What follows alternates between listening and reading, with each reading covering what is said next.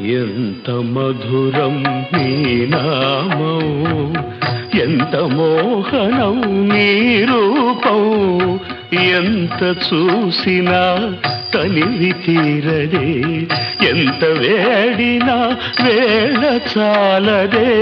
Srinivasa చిద్విలాస